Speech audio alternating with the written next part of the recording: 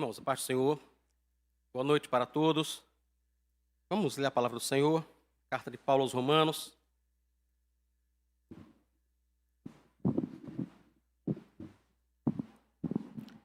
Paulo escrevendo aos Romanos, capítulo 2.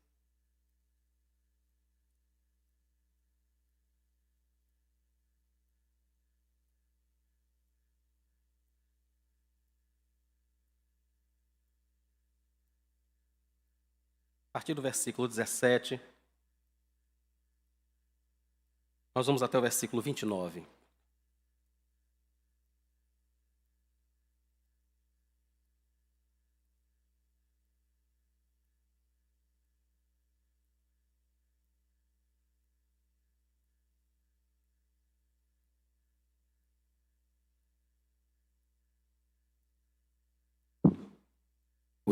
Voltou.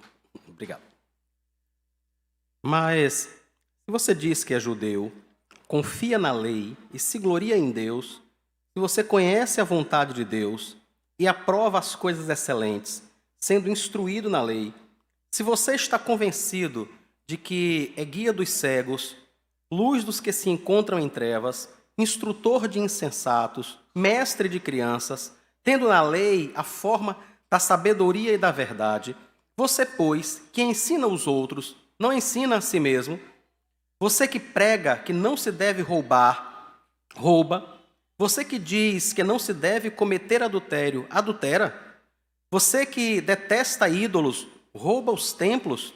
Você que se gloria na lei, desonra a Deus pela transgressão da lei, pois como está escrito, o nome de Deus é blasfemado entre os gentios por causa de vocês.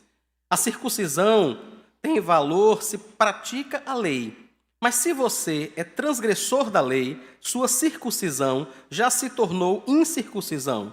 Portanto, se a incircuncisão observa os preceitos da lei, não será essa incircuncisão considerada como circuncisão?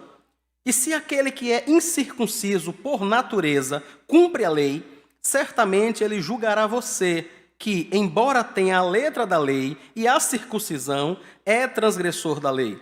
Porque não é judeu quem o é apenas exteriormente, nem é circuncisão a que é somente na carne.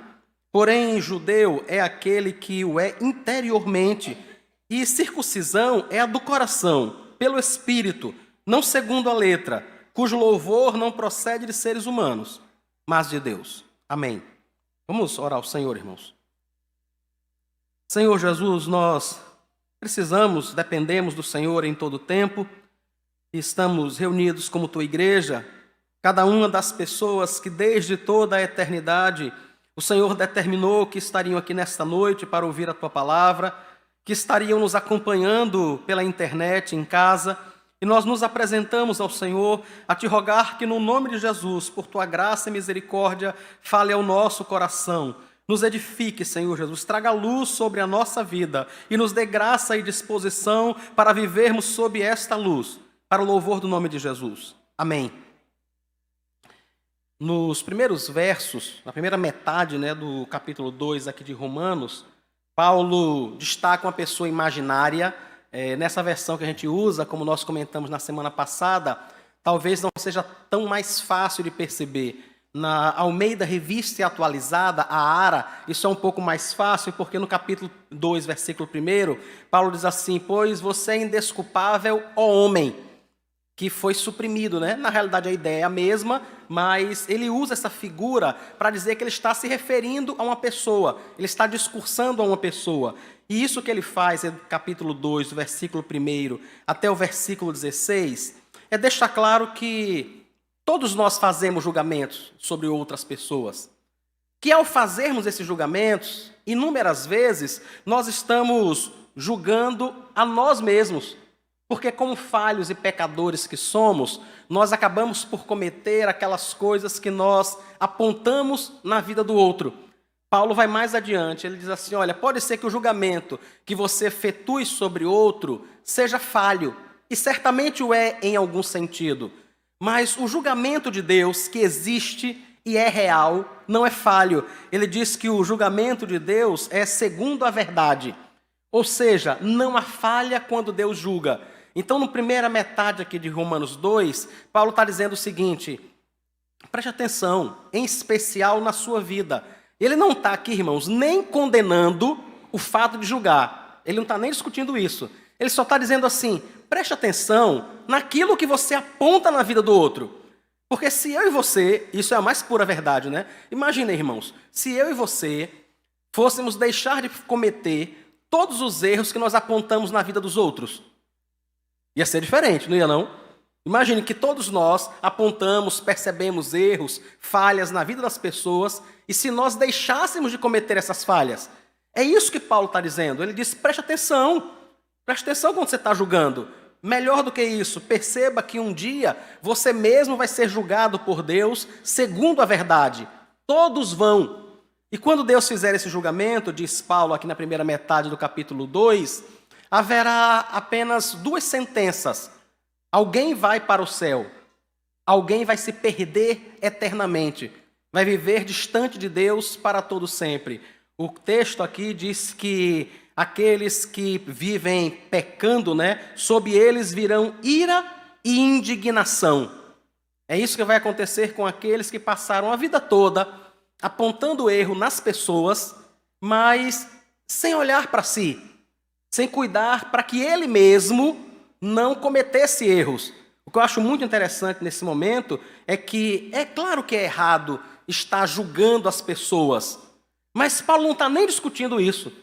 O que ele está dizendo é: se você prestar atenção apenas no que você julga nas pessoas, certamente você vai mudar, certamente alguma coisa diferente vai acontecer, porque a quantidade de coisas que nós conseguimos perceber nos outros é muito grande. E se a gente mudar, nós mesmos seremos mudados, seremos santificados neste processo. Isso é a primeira parte do capítulo. Chega agora na segunda metade do capítulo 2, ele começa a discutir com uma pessoa que ele classifica como um judeu. Ali ele está falando de uma pessoa em geral, como ele diz no versículo 1, porque você é indesculpável, ó homem.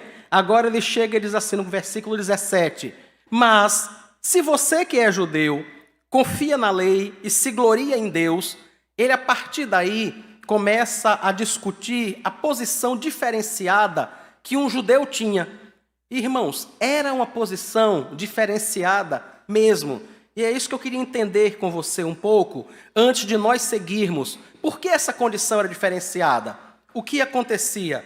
Deus resolveu revelar-se a si mesmo, e para isso ele escolheu um homem chamado Abraão, morava na Mesopotâmia, disse a Abraão que saísse de Ur dos Caldeus. Talvez você possa dizer: mas por que Deus escolhe a Abraão? Não sei, irmãos.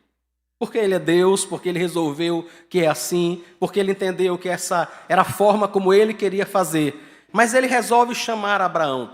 E ele faz uma aliança com Abraão e com a sua descendência. Gênesis capítulo 17, se você puder abrir a escritura.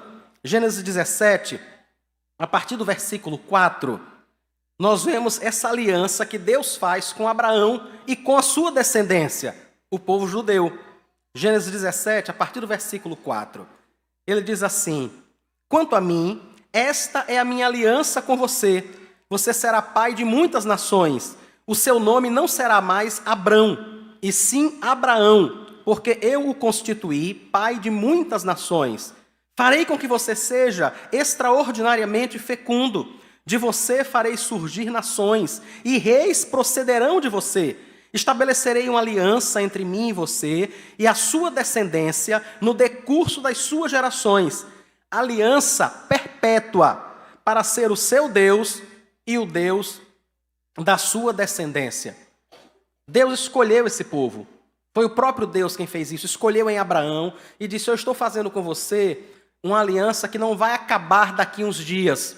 E nós vamos saber disso. Aqui em Romanos, nós vamos perceber o quanto o judeu rejeitou a Deus, mas que isso não era suficiente para que a aliança de Deus com Abraão fosse rompida. Então Deus escolheu um povo. E Deus escolheu esse povo não apenas para o conhecer, mas para conhecer a sua lei. Deus deu apenas a este povo, apenas ao povo judeu, naquele momento, a sua lei, irmãos. Esta lei escrita, proposicional, ela não foi dada a outros povos, não foi dada a outras pessoas, mas foi dada ao povo de Deus e foi feito de uma forma muito maravilhosa. Êxodo capítulo 19, a partir do versículo 16, Moisés narra para a gente como foi que Deus entregou a lei a este povo que ele tinha escolhido. Esta lei é a sua vontade, né? Como é que Deus revelou a sua vontade ao povo que ele tinha escolhido? Êxodo 19, a partir do versículo 16. Ao amanhecer do terceiro dia, houve trovões e relâmpagos. Uma espessa nuvem cobriu o monte, e ouviu-se um forte som de trombeta, de maneira que todo o povo que estava no arraial tremeu de medo. E Moisés levou o povo para fora do arraial, ao encontro de Deus, e puseram-se ao pé do monte. Todo o monte Sinai fumegava, porque o Senhor havia descido sobre ele em fogo. A fumaça subiu como fumaça de uma fornalha, e todo o monte tremia com violência. E o som da trombeta ia aumentando cada vez mais. Moisés falava e Deus lhe respondia no trovão. O Senhor desceu sobre o monte Sinai, sobre o alto do monte. O Senhor chamou Moisés para o alto do monte e Moisés foi até lá. Este é o mesmo monte, irmãos. Isso é algo maravilhoso, né? Este é o mesmo monte que Deus tinha encontrado Moisés quando ele estava tomando conta das ovelhas do seu sogro, de Jetro. E que o Senhor aparece para ele numa sarça ardente. É o Monte Sinai, também chamado de Monte Horebe. E agora o Senhor está ali com Moisés, depois dele ter cumprido aquilo que Deus pediu que ele fizesse, que ele fosse no Egito chamar o seu povo escolhido. E agora Deus apresenta para esse povo, para Moisés, para o povo que ele escolheu, a vontade dele, como aquele povo deveria viver. E a vontade de Deus foi revelada em 10 palavras, que para a gente foram traduzidas assim: não terás outros deuses diante de mim. Isso é Êxodo 20. Não farás para ti imagem de escultura. Não tomarás o nome do Senhor teu Deus em vão. Lembra-te de santificar o dia de sábado. Honrarás a teu pai e a tua mãe. Não matarás, não adulterarás, não furtarás, não dirás falso testemunho contra o teu próximo, não cobiçarás a casa do teu próximo, não desejarás a sua mulher, nem o seu servo, nem a sua serva, nem o seu boi, nem o seu jumento, nem coisa alguma que lhe pertença. Essa foi a vontade que Deus revela ao seu povo. Percebem então quem é o povo judeu? Um povo que Deus escolhe em Abraão, que Deus faz com que cresça, com que se multiplique, a quem Deus revela a sua vontade, diz o que é que ele pensa da vida. O que é que eu penso sobre vocês? O que eu penso é isso. Esse é o modo que vocês precisam viver. Deus espera então que as pessoas vivam dessa forma. Mais do que isso, irmãos, que eles sejam uma bênção para todo mundo. E nesse momento, Paulo então escreve para eles e diz assim: olha, você que é judeu, ou seja, você que se entende descendente de Abraão, você que se entende parte do povo que recebeu a lei, que recebeu a aliança. E ele continua no versículo 18, Romanos 2,18.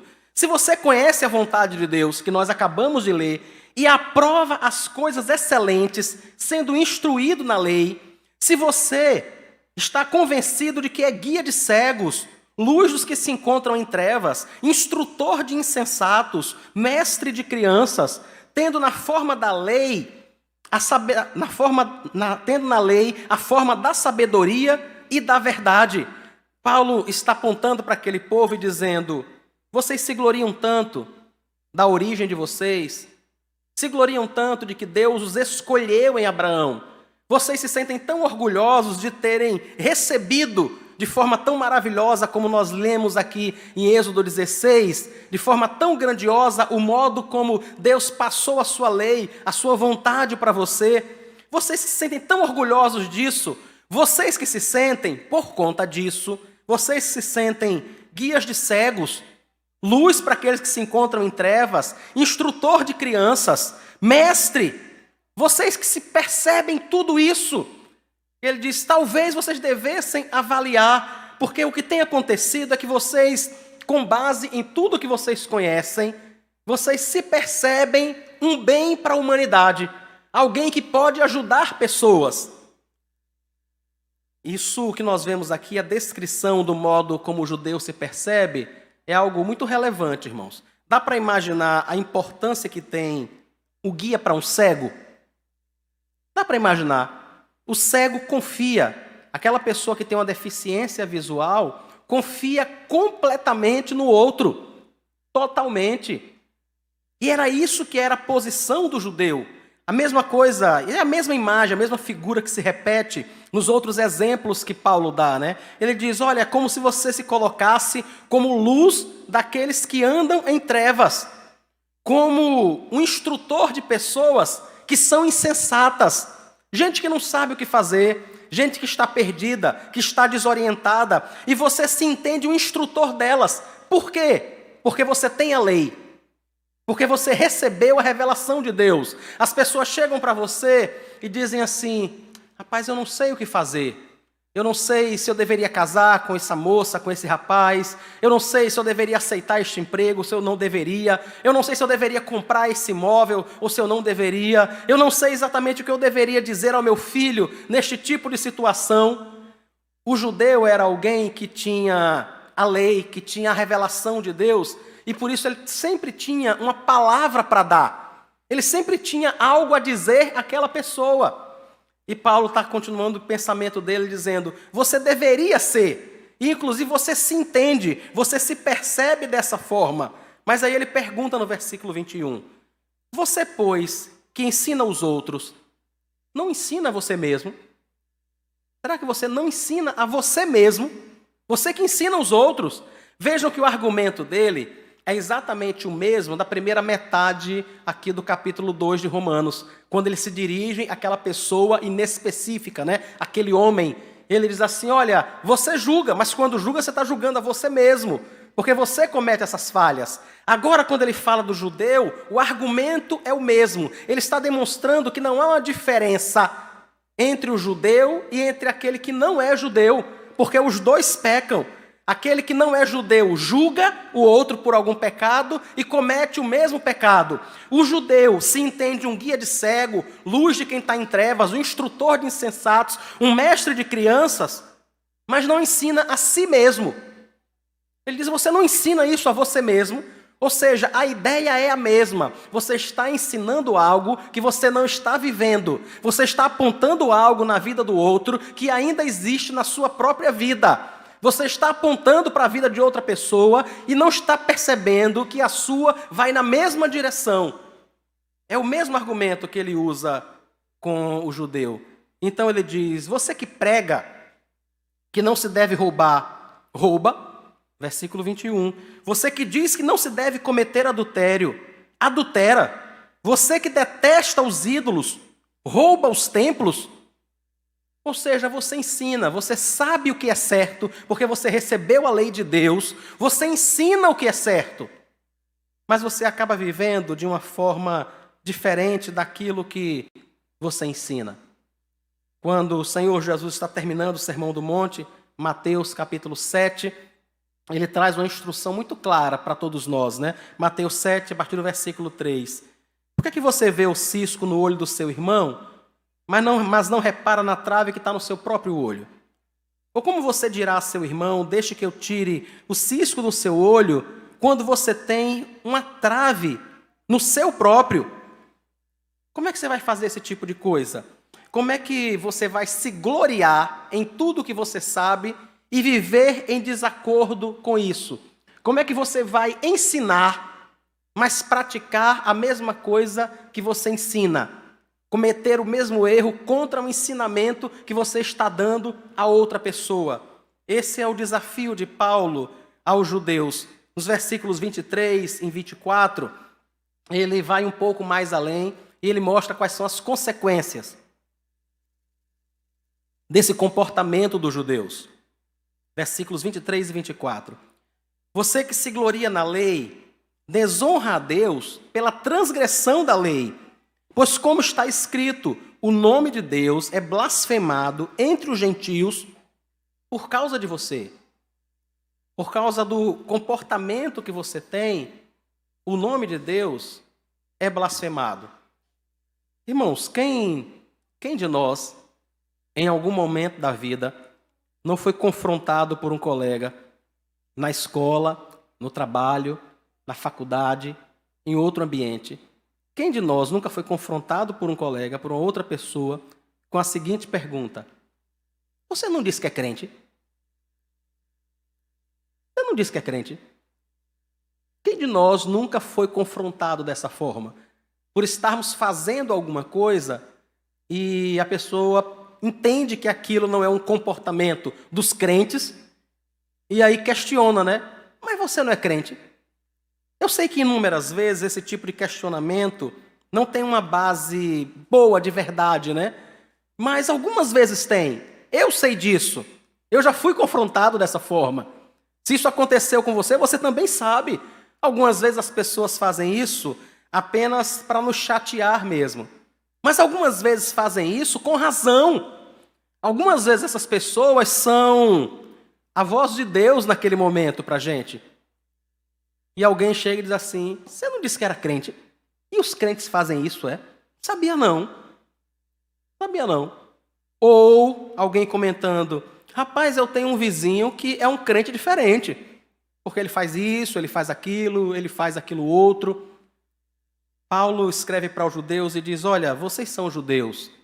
São o povo escolhido de Deus, gente que recebeu a aliança, gente que recebeu as promessas, gente que recebeu a vontade de Deus revelada, mas vivendo em desacordo com essa vontade, apenas se orgulhando de tê-la, apenas se orgulhando do seu nascimento, da sua nacionalidade, apenas se orgulhando de ser o povo que recebeu os 10 mandamentos, mas não vivendo de acordo com eles, o nome de Deus é blasfemado.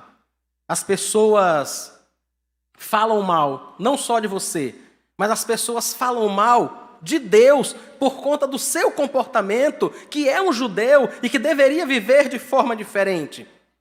Quando o Senhor começa a dar as suas leis, né, ao povo de Israel através de Moisés, tem um texto em Deuteronômio capítulo 4, versículo 6, que eu acho muito interessante. Deuteronômio 4, 6 a 8. Isso é quando Deus dá a sua lei ao povo, e ele diz como as nações veriam isso. Deuteronômio 4, a partir do versículo 6, diz assim: portanto, guardem e cumpram essas leis, porque isto será sabedoria e o entendimento de vocês aos olhos dos povos, que ouvindo todos esses estatutos dirão: de fato, este grande povo é gente sábia e inteligente. Pois que grande nação há que tenha deuses tão chegados a si como o Senhor, nosso Deus, todas as vezes que o invocamos?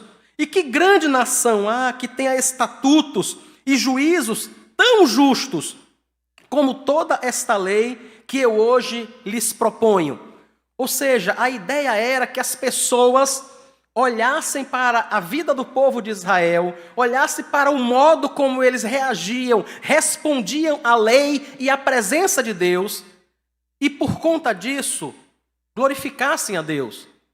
Por conta disso, exaltassem ao Senhor. Mas eles não fazem isso.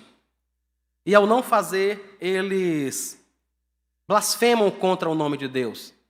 O nome do Senhor, que deveria ser exaltado pela vida deles, não é. E lendo esse texto, irmãos, não tem como não lembrar das vezes que o nome do Senhor não foi glorificado por minha causa. Que eu deveria ter falado, ter feito, ter dito, ou simplesmente ficado calado. E não fiz de acordo com a lei do Senhor, de acordo com aquilo que eu sei que é a vontade de Deus. E por conta disso, pessoas blasfemam contra o nome do Senhor. Por conta disso, pessoas não glorificam a Deus. Isso acontecia com o judeu. E a gente precisa pensar realmente nisso. Se as pessoas realmente estão glorificando ao Senhor pela nossa vida, por aquilo que nós fazemos, dizemos, ou não. Ou se elas estão blasfemando contra o nome do Senhor. Então, diante de tudo isso, Paulo começa a concluir o seu argumento no versículo 25 aí de Romanos 2. A circuncisão tem valor se você pratica a lei. Mas se você é transgressor da lei, sua circuncisão já se tornou incircuncisão. A circuncisão é um símbolo, é a marca física da aliança de Deus com o seu povo. Deus chama Abraão para ser o seu povo, para dele fazer nascer o seu povo. E dá uma marca a Abraão. Ele dá a circuncisão. O homem deveria ser circuncidado ao 8º dia de seu nascimento. Isso era uma marca física daquele compromisso que havia entre Deus e o seu povo. É o que nós fazemos hoje quando nós colocamos um anel de ouro, né? Esse aqui não é. Mas um anel de ouro no dedo anelado da mão esquerda. Não é isso que nós fazemos. Quando as pessoas olham, elas veem uma aliança. Nem dizem que é anel. A gente já dá um nome diferente, né? É um anel. Mas se ele está na mão esquerda, se ele é dourado, nem precisa ser de ouro, né? Pode ser dourado. Se ele é dourado, a gente imagina, essa pessoa tem um compromisso, tem uma aliança com alguém. A circuncisão era essa aliança. Tanto que, em alguns momentos, você vê uma pessoa ter determinado comportamento e você olha para a mão esquerda dela. E quando vê uma aliança, você diz, oxe, e não é casado? E não é casada? Por que tem esse comportamento? Não é isso que a gente faz. Por quê? Porque essa aliança, esse anel na mão esquerda, é um símbolo de algo que existe de verdade. A circuncisão era assim, irmãos. Era um símbolo da aliança que Deus faz com o seu povo. E essa circuncisão só teria valor se ele vivesse dessa forma. É isso que Paulo está dizendo. Ele diz, olha, se você pratica a lei que você recebeu de Deus, se você vive de acordo com a vontade de Deus que você conhece, a sua circuncisão tem validade. Mas se você não vive, não tem. Irmãos, digam se não é a mesma coisa de uma pessoa que, apesar de usar uma aliança, se comporta como um solteiro, como uma solteira. Não é a mesma coisa. Quantas pessoas, quantos cônjuges iriam dizer ao outro, se é para viver dessa forma, é melhor você tirar essa aliança do dedo. Se você quer viver como solteiro, se você quer viver como uma pessoa solteira, para que você anda com essa aliança no dedo? É isso que Paulo está dizendo ao judeu. Se você se orgulha da sua origem, de ter recebido a lei de Deus, da aliança, se você se orgulha de ter sido circuncidado ao 8º dia, viva de acordo. Do contrário, a sua circuncisão não serve de nada. Não serve, não adianta. Não quer dizer nada. E aí Paulo começa a apontar então no versículo 26. Pessoas que praticam a lei de Deus sem terem sido circuncidadas. Versículo 26. Porque se a incircuncisão observa os preceitos da lei, não será essa incircuncisão considerada como circuncisão? Você que é judeu e se orgulha tanto, não vive de acordo. Mas e aquele que não é judeu? Aquele que você chama de gentio? Irmãos, isso era uma afronta muito grande para o judeu. É muito difícil a gente entender isso hoje. Mas o judeu considerava alguém que não nasceu na nação de Israel, o gentio, uma pessoa impura. Impura. Ele não ficava nem na casa. Não sei se os irmãos recordam, quando nós estudamos Atos, no capítulo 10 de Atos, fala sobre um momento em que Pedro vai à casa de um centurião chamado Cornélio. Foi Deus quem mandou ele lá. E ele vai lá e ele prega para a família de Cornélio. O Espírito Santo vem sobre todas aquelas pessoas. Isso fica claro. Quando o Espírito Santo vem sobre eles, fica claro para Pedro que aquelas pessoas foram aceitas diante de Deus.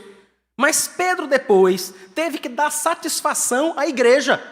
Por que ele entrou na casa de um gentio? Por que você entrou na casa de um gentio? Por que você estava lá com eles? Dá para imaginar como eles percebiam um gentio, uma pessoa que não era judia, e Paulo está dizendo, essa pessoa que vocês consideram tão impura, tão diferente, tão inferior a vocês, inúmeras delas estão vivendo como vocês deveriam viver. Vocês não têm vivido, mas essas pessoas têm vivido.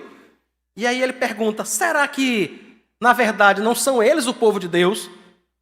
A pergunta é essa que ele está fazendo no versículo 26, quando ele diz assim, não será essa incircuncisão considerada como circuncisão? O que Paulo está dizendo para o judeu é dizendo assim, me tire uma dúvida, diante disso, quem é que é povo de Deus? Vocês têm a origem, a lei, a aliança, e não vivem dessa forma. Eles não têm nada disso, mas vivem de acordo com a vontade de Deus. Quem é que é povo de Deus? Quem é gentil aqui? Quem é impuro? É essa pergunta que ele está fazendo ao judeu. E aí ele explica, no versículo 27.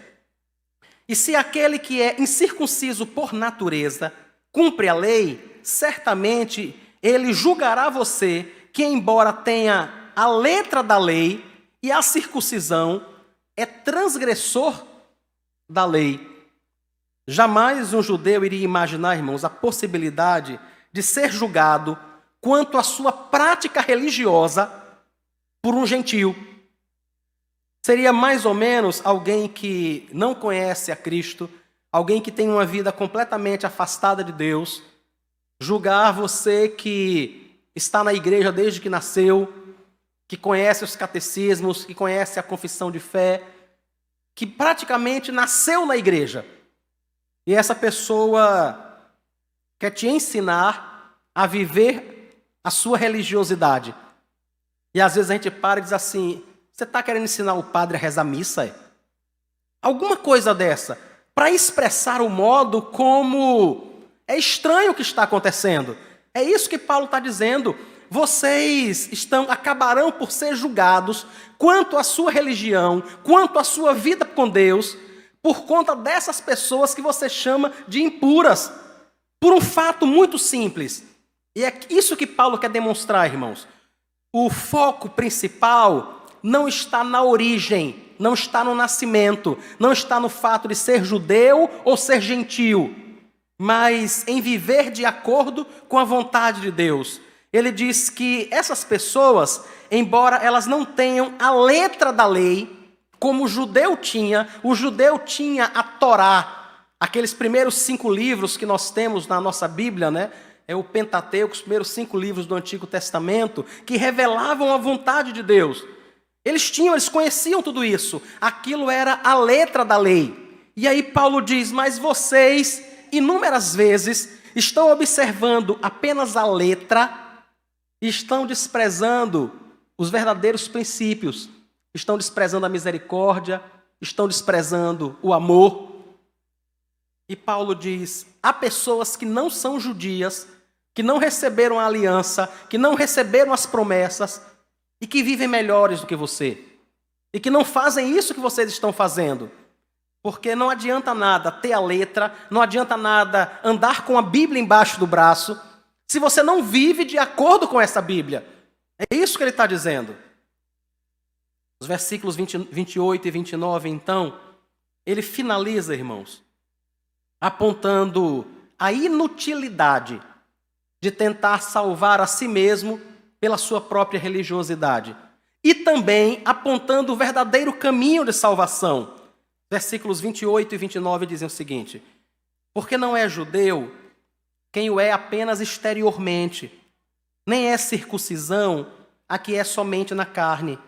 Porém, judeu é aquele que o é interiormente, e a circuncisão é a do coração, pelo Espírito, não segundo a letra, e cujo louvor não procede de seres humanos, mas de Deus.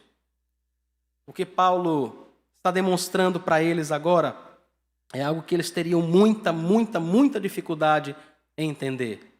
Na concepção deles, judeu queria dizer uma pessoa salva. Era simples, eu sou judeu, eu sou salvo. Eu sou descendente de Abraão, eu sou salvo. É simples, isso é inquestionável.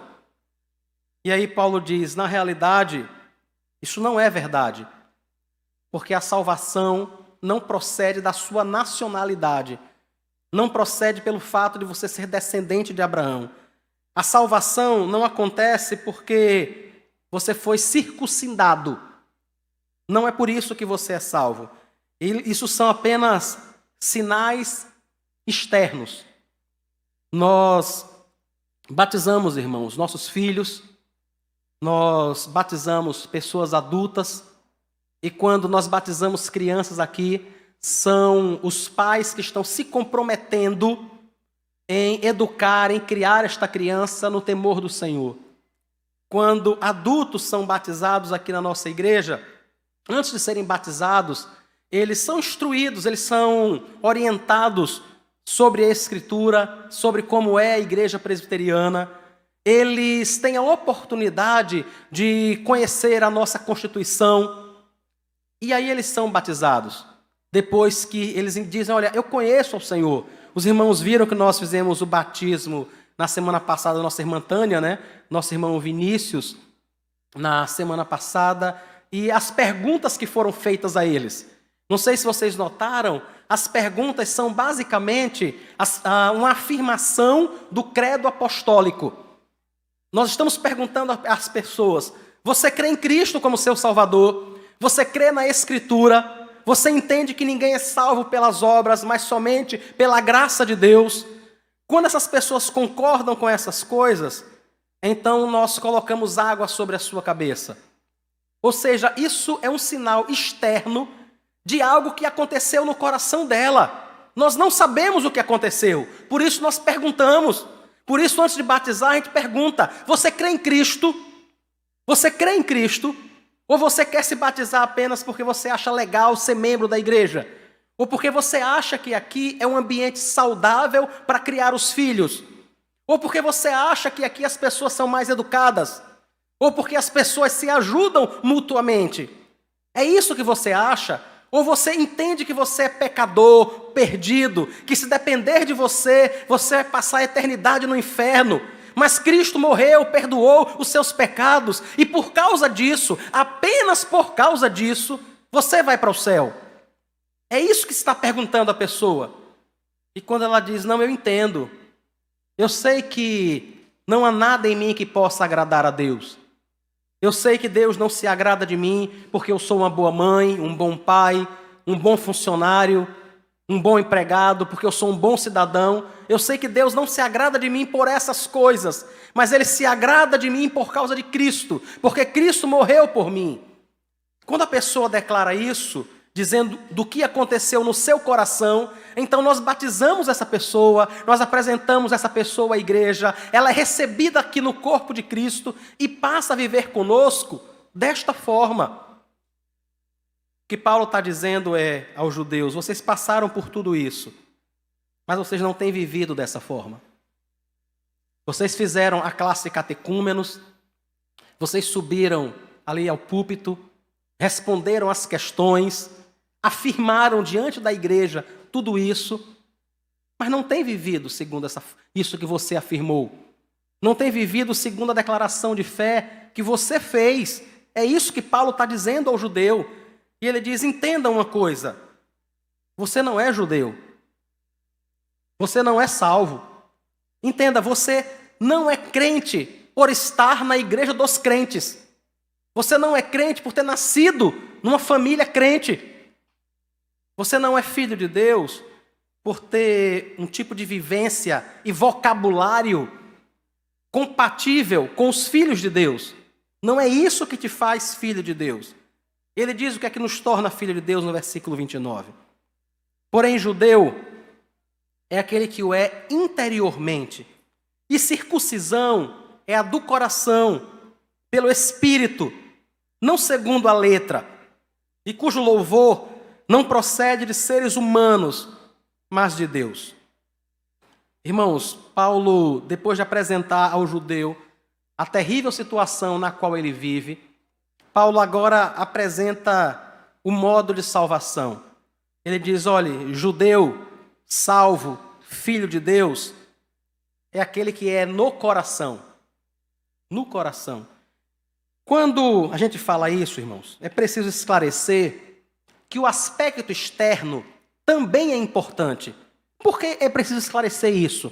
Porque inúmeras pessoas pegam um texto como esse e dizem assim: não, eu entendi. O que conta para Deus é o coração. Vocês já ouviram isso? O que conta para Deus é o coração. Não é o modo como eu gasto o meu dinheiro. Não é o modo como eu trabalho. Não é o modo como eu trato a minha esposa. Não é o modo como eu trato o meu filho. Não é o modo como eu trato os irmãos. Nada disso interessa, porque o que Deus quer é o coração, porque o que é judeu é aquele que é interiormente. O que eu e você precisamos entender é que aquilo que é interior, isso transborda em atos, irmãos. Isso transborda em fatos. É impossível que nós sejamos interiormente filhos de Deus e exteriormente filhos do diabo. Não é incompatível. Não, eu sou filho de Deus, no meu coração eu sou. Eu faço isso, eu pinto, eu bordo. Não, mas eu sou filho de Deus. Você não conhece meu coração? Já viram alguém dizendo isso? Não me julgue não, você não conhece meu coração. Irmãos, a gente não conhece o coração de ninguém. A gente só conhece o que as pessoas fazem. E o julgamento é sobre aquilo que as pessoas fazem. Porque nós não conhecemos o coração de ninguém. Então, sim, o mais importante é o interior. Mas não é porque não tem nenhuma importância aquilo que é exterior. É porque quando o coração é mudado, quando o coração é convertido, é circuncidado pelo Espírito Santo, o exterior acompanha. As obras acompanham naturalmente, irmãos. Como uma mangueira que dá mangas. É algo natural, é assim que acontece. E por isso a Escritura diz assim para a gente, aí no versículo 29, circuncisão é do coração. E aí ele põe aí entre vírgulas, né? Pelo Espírito. Pelo Espírito. Se você olhar na sua Bíblia, a palavra Espírito aí está com um E maiúsculo, né? Ele está fazendo referência à atuação do Espírito Santo em nossa vida. O que Paulo está dizendo, irmãos, é que a gente não consegue circuncidar o nosso próprio coração. A gente não consegue. Não sei se você já tentou fazer isso. Eu já tentei algumas vezes. Eu já tentei mudar determinados comportamentos, hábitos e abandonar determinados pecados apenas por meio da disciplina. Dizer assim, olha, não vou fazer. E dá certo. Uma semana, 2, 3 já tá meio complicado. Já está meio difícil. E demorou um tempo até entender, irmãos, que não basta esforço. Não basta disciplina. É preciso haver mudança no coração que é operada pelo Espírito Santo. Do contrário, nós não conseguimos viver de forma adequada. O máximo que a gente consegue é uma emulação. A gente consegue emular a vida de um crente. É o máximo que a gente consegue. Mas a gente não consegue ser de verdade. A gente não consegue viver de forma autêntica, sabe? Porque não há transformação no coração. Quando o que está no nosso coração foi transformado, mesmo as pressões da vida não nos tiram, irmãos, do caminho. Quando o Senhor fala da parábola do semeador, o homem que sai a semear, e sobre os vários tipos de terreno que são o coração das pessoas, ele diz, olha, tem pessoas que a semente caiu e ela floresceu logo, mas vindo as dificuldades, elas se entristeceram e saíram.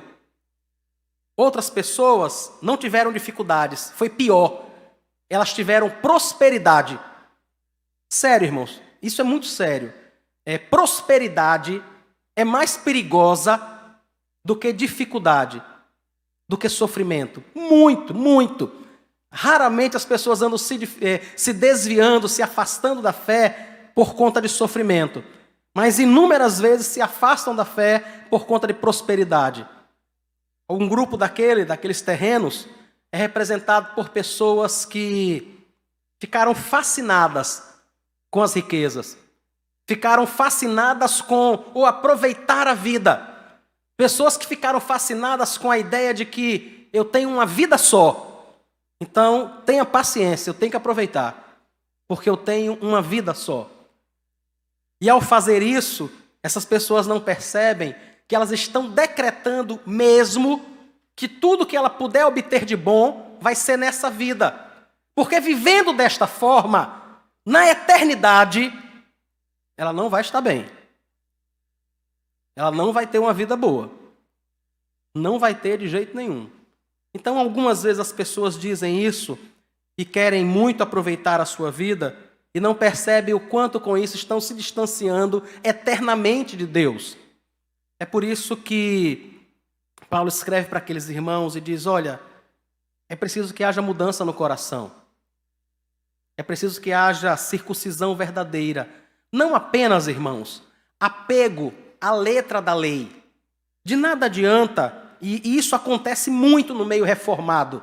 Se tem uma coisa, irmãos, a qual nós somos tentados constantemente, é o orgulho. Extremamente, o tempo todo. Quantos teólogos reformados são tentados a achar que sabem, que podem, que conhecem, de que de alguma forma são melhores do que outros? Quantas vezes apenas por conta do conhecimento? Mas isso não adianta de nada. Porque conhecer sem ter vida com Deus não adianta nada. Irmãos, quantas pessoas foram para o seminário e terminaram o seminário e eram ateias?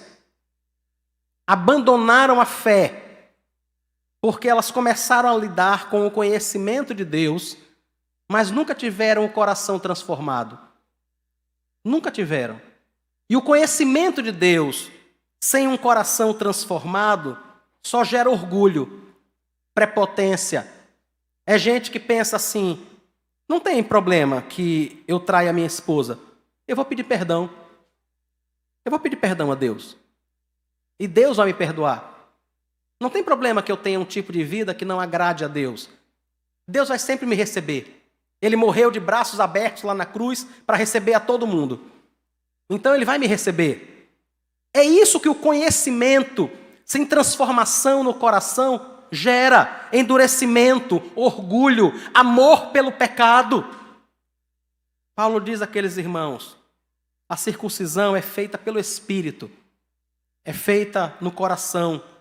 E quando isso acontece, a gente vive de uma forma completamente diferente. Quando Tiago escreve a sua carta no capítulo 2, a partir do versículo 14, ele tenta explicar aos irmãos que a fé sem obra é morta. Ele diz, olha, de que adianta, Tiago 2,14? Meus irmãos, qual é o proveito se alguém disser que tem fé, mas não tiver obras? Será que essa fé pode salvá-lo? Se um irmão ou uma irmã estiverem com falta de roupa e necessitando de alimento diário, e um de vocês lhes disser, vá em paz, tratem de se aquecer e se alimentar bem, mas não lhes derem o necessário para o corpo, qual é o proveito disso? Assim também a fé, se não tiver obras, por si só está morta. Mas alguém dirá, você tem fé e eu tenho obras. Mostre-me essa sua fé sem as obras, e eu, com as obras, lhe mostrarei a minha fé. A fé que eu e você temos, irmãos, ela é evidenciada por uma vida de adoração ao Senhor, de submissão a Deus. É assim que essa fé é evidenciada. É assim que a circuncisão do coração é percebida. Do contrário, eu e você acabamos duvidando da nossa própria salvação. Quantas vezes, irmãos? Quantas vezes estamos em um momento de fraqueza, em um momento que nós pecamos, nos distanciamos de Deus e nos questionamos se somos salvos? E ficamos pensando, rapaz, será que eu sou salvo? Por que a gente pensa isso? Porque os nossos atos não estão demonstrando uma fé no coração. Uma fé viva.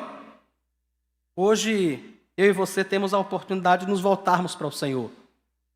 De parar de seguir em cima da letra apenas. Mas entender que o Espírito Santo atua sobre essa letra. Sobre a letra da lei para que o nosso coração seja transformado. um modo de que as pessoas usam, por exemplo, para andar em cima da letra da lei e distorcer a verdade, é quando pegam textos como aquele quando Jesus disse que nós devemos amar ao nosso próximo como a nós mesmos, e aí sempre tem um engraçadinho dizendo, tá vendo? Tá vendo como o texto está dizendo o quanto eu preciso me amar? Porque se eu não me amar, como é que eu vou amar ao próximo? Entende como é alguém que não teve um coração circuncidado? Ele olha para um texto que não tem nada a ver com ele. Ele olha para um texto que está apontando para o modo como ele deve cuidar de outro. Mas ele só chama para si. Entende o quanto eu preciso cuidar de mim? Entende o quanto eu preciso me amar mais? O quanto eu preciso me preservar mais? Porque senão eu não vou cuidar do outro.